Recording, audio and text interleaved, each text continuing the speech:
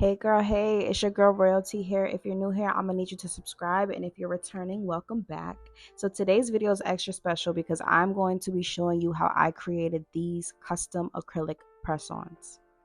Jumping straight into prep, the first thing you're gonna want to do is grab your form, and I use it to measure the length that I want to cut the press-ons at. I just find that this is just an easier method than using the magnets for me, only because when I am able to show a client a number, they are able to decide a little easier than if I try to do the magnet method with them. So this is just something that I've been doing as of lately, and like I said, for me it works best. So I have been looking everywhere for duck-billed full cover tips, and I could not find the perfect ones until now. So of course, you know, I have to put you on. These full cover tips are from the Attitude Shop, and for me, so far, this is the best duckbill full cover tips you're going to find because it doesn't have that annoying curve, like that side curve, which I cannot stand. And luckily, I found these just in time for my brand ambassadors press-ons. This is for Victoria Marie. I don't know if some of you guys know her, but she actually featured these nails in her homecoming video, and of course she bodied, but yeah, I just wanted to show you guys the process because this set was just super unique, super cute, and why not? You guys, everything that I'm using, from the stands to the thumbtack that I'm using to keep the press-ons on the stand, will be listed in my Amazon storefront. And I'll also link the full cover tips in my description box as well.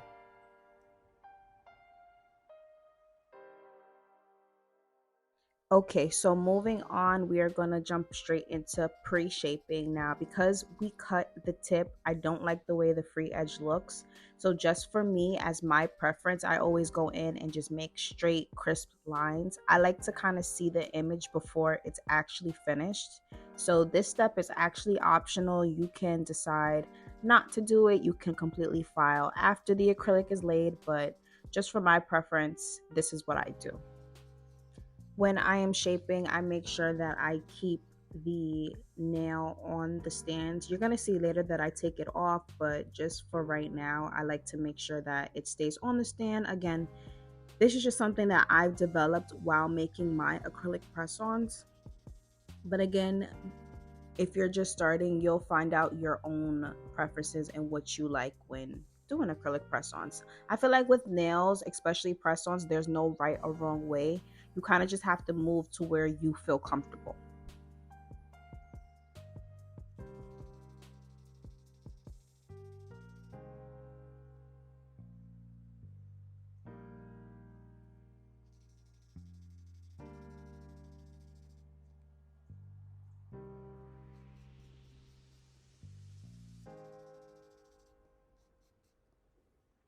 And now it's time for acrylic application, which is my favorite part. When you are applying acrylic onto these press-on nails, you want to keep it as thin as possible. It's very different than taking an in-person client where you want the nails to have the perfect thickness. With press-ons, the thinner the better, because press-ons are already made with the thickness that you need as it is. Like, acrylic just reinforces the actual press-on to make them a little bit stronger, and I think that is more or less for the look. It does help with the durability because, of course, acrylic is stronger than plastic, but the look of it is mainly what I apply the acrylic on for. So here is where I want you guys to note that when I get to the cuticle bead, instead of brushing it forward, I'm going to flip the full cover tip and I'm going to blend it backwards. This just ensures that you don't have a super large bump from the cuticle to the free edge. I don't know if you guys know what I'm talking about, but sometimes there are acrylic press-ons that just don't look natural, and you want to keep this set as natural as possible. So that means making the cuticle as thin as possible. The cuticle is not going to be where the strength of your nail comes from.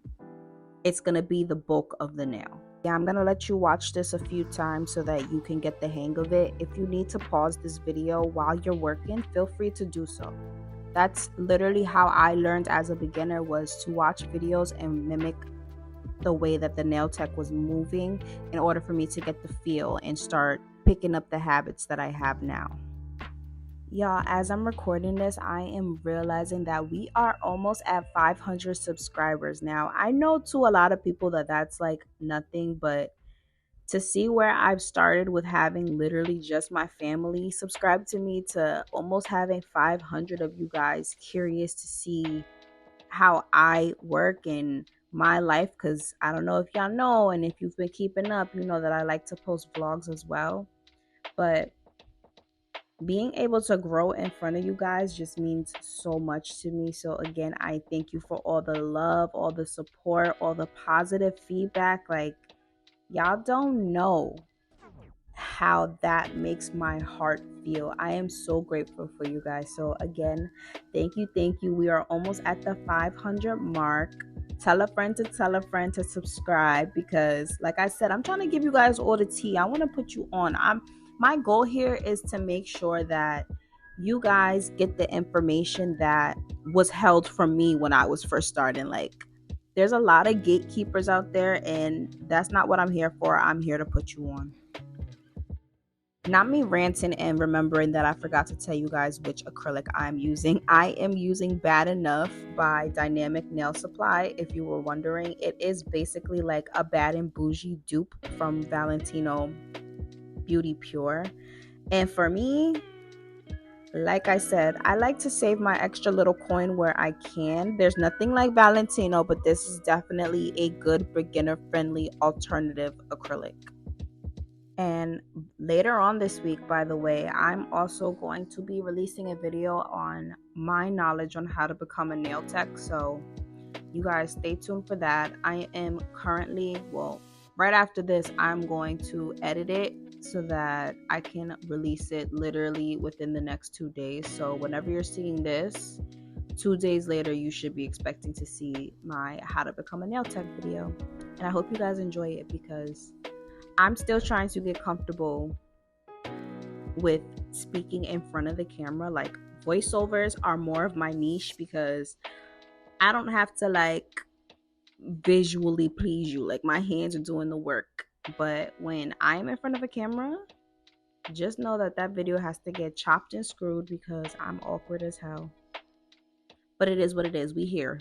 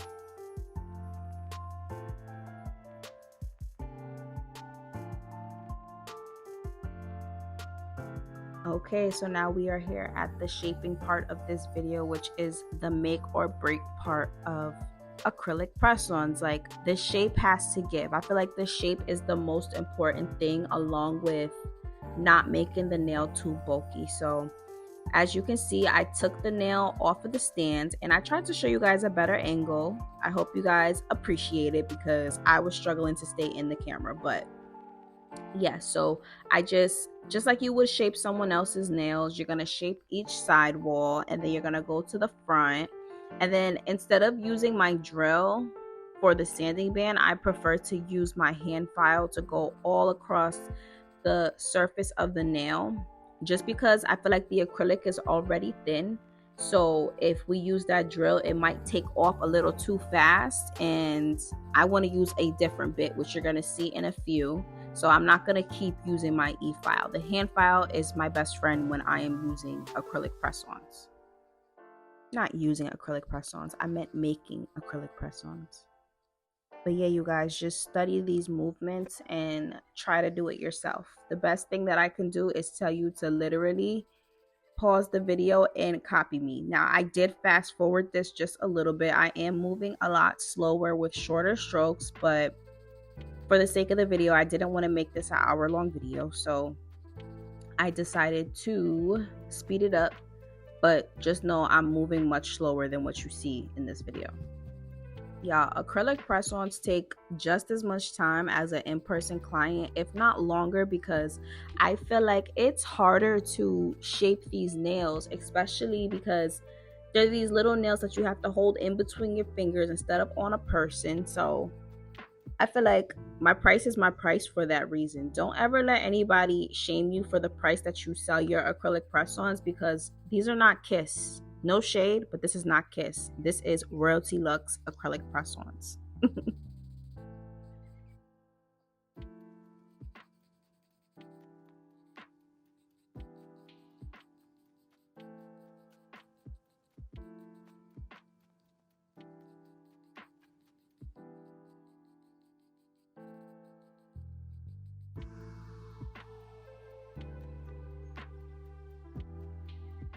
So now I'm going to take my extra fine cone bit, and I'm going to try to create kind of a C shape on the free edge. I feel like with duckbill nails, it kind of needs it because it gives it a different look, like a cleaner look.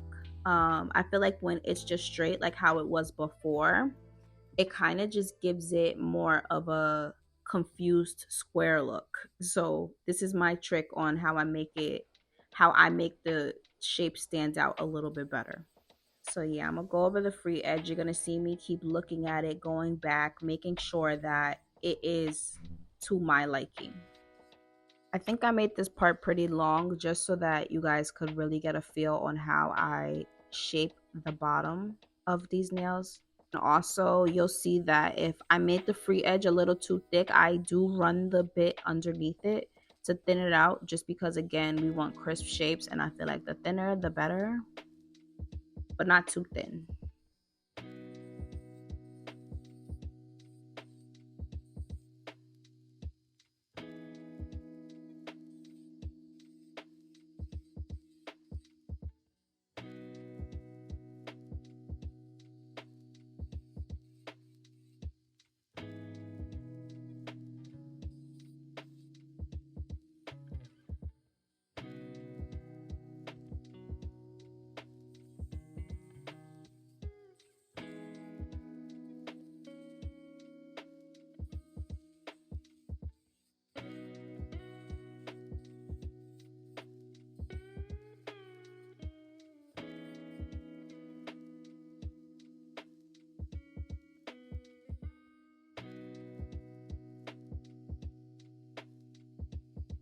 Okay, so now to get the look that we got, we are going to move into the French nail art part, where I'm going to take my Madame Glam blackout polish, gel polish, and I'm going to just create the French. And I kind of just try to imagine the gems, so I make enough space to place them. I'm using black because I'm actually going to make a chrome base, just so that in between each of the gems you don't see like that nude color in the nail. I want it to look like pure gold, pure money. So this is just a trick that I use. This is my go above and beyond, because I do know that some people don't do this. They don't make that chrome base. They kind of just place the diamonds, and to each his own. If that's your preference, or if you're on a time schedule, then yeah, just put the diamonds. But for me, I like to make it look like it's very full, like there's no like missing pieces or gaps in between the rhinestones. Again, I'm kind of just gonna let this video play so that you can see I'm not going to be talking this entire time because I feel like I be ranting. I don't know. You let me know. If you want me to shut up, I'll shut up. I think I'm going to start posting like just watch me work videos because I find that that used to help me when I was starting as well. I am so terrible. Before I shut up for real, I wanted to note that I am using a 15mm nail art brush, which again is also going to be listed in my Amazon storefront. And I just love these brushes so much. I'm so happy I found it.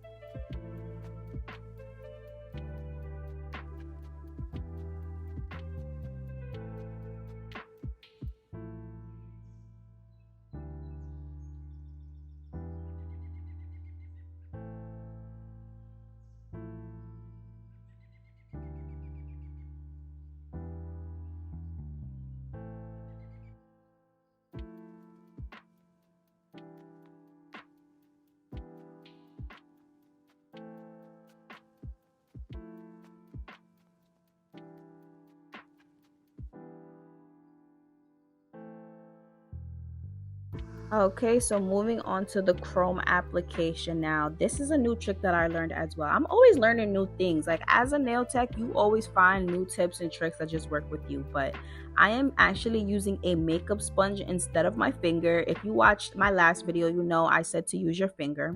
But I started using the sponge and I just feel like it looks like glass. Like it looks so good.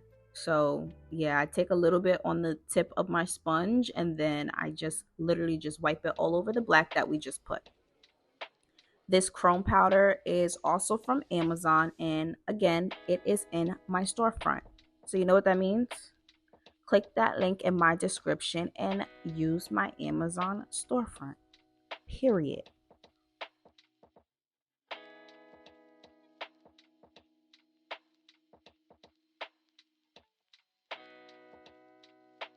After I apply the chrome, I'm going to take this little nail brush. It's like a duster brush, a manicure brush, and I'm going to dust away all the excess chrome so that we don't get any like glittery pieces on that base color.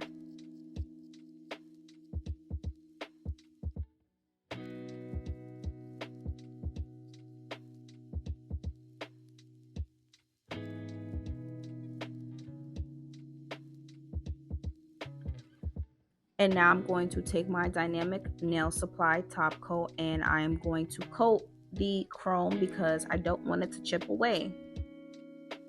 We want to ensure that this chrome powder stays and it doesn't move, and God forbid I didn't do this part, the client would be experiencing the chrome powder literally washing away on the side. So make sure that you coat the entire nail and you cover that chrome powder.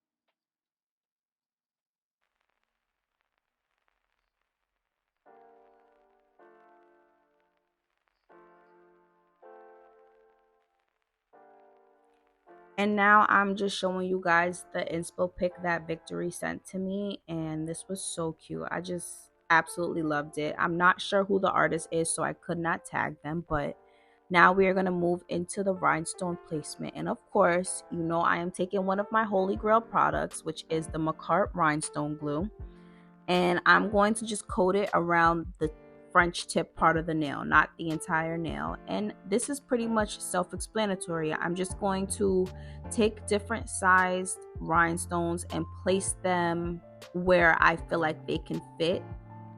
A trick that I do is I do not place it all on the side. You're gonna see the side of the nail doesn't have any rhinestones on it. I feel like if you fill it completely up, it loses the shape when you look at it from the top. I hope that makes sense, because again, I am explaining this and this is more of like a visual thing, but I don't put it on the very side walls. It's going to be a little bit before the side wall so that it does not alter the shape. I cannot stand to see a rhinestone blinged out set and the shape is just warped, because those stones are round and we don't like rounded corners. I told y'all want that thing to be as sharp as possible. So I don't put it on the very free edge. You're gonna see I push it back just a little bit, and I don't put it on the very side walls because again, we want to keep the shape. And because I put the chrome powder on it, you won't even notice that there's any gaps or anything missing. And in between each finger, I am going to cure it for 60 seconds just to lock it in place. Otherwise, your stones will be sliding and it could potentially either warp the shape or just not be where you placed it originally.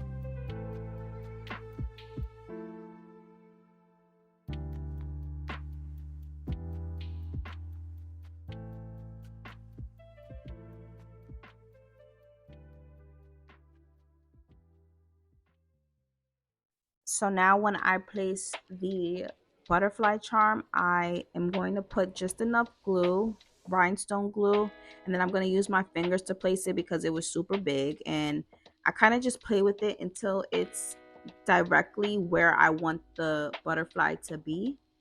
And you can see this just was like the cherry on top. It just made this set come together like so beautiful. So these are my acrylic press ons. This is the final look and they came out so gorgeous. This is my Amazon hand that I think that you guys need because it always shows my clients what their press ons are going to look at. I thank you so much for watching. I'll see you in my next video. Bye.